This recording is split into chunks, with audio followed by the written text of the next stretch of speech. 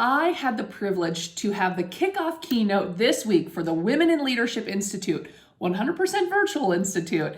And it was all about the inner critic, that voice in our head that expresses judgment of ourselves and judgment of others. And we had a lot of questions that came up, and we did not have time for all of them. So I'm here to answer just a few more critical questions around the inner critic. The first question is, with your inner critic, do you say yes or no more often? I have a yes tendency, and that was built in me from a very young age. Do more to prove your value.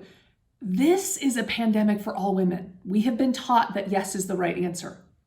But let me tell you, it's not always the right answer. My boss, who happened to be a male, once told me, stop volunteering for everything.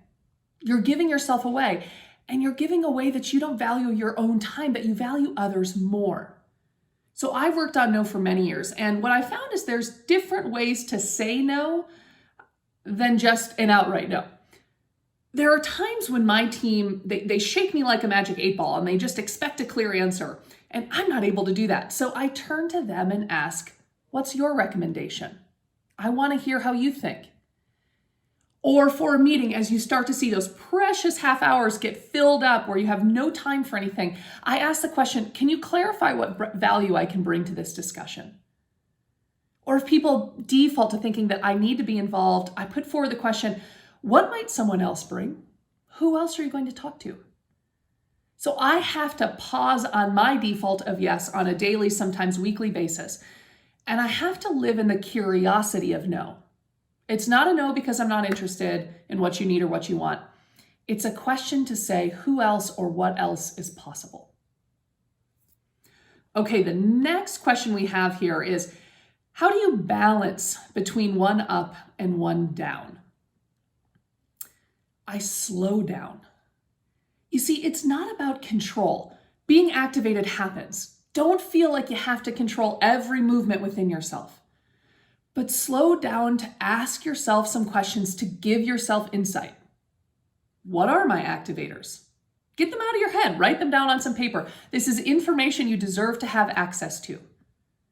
Which activators sent me to one up? Which sent me to one down? Is there a pattern here?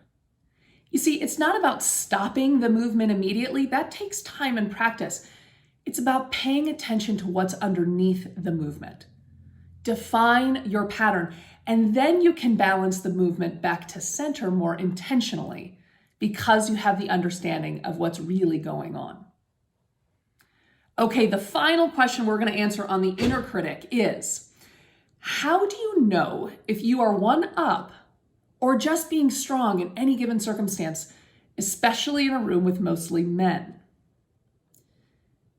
Am I welcoming or am I in warning mode? Am I asking? Am I telling? Am I here to prove or am I here to share? Am I accepting or am I rejecting? You see, strength, confidence, and winning all can come from the compassionate center if I also allow strength and confidence and winning from others.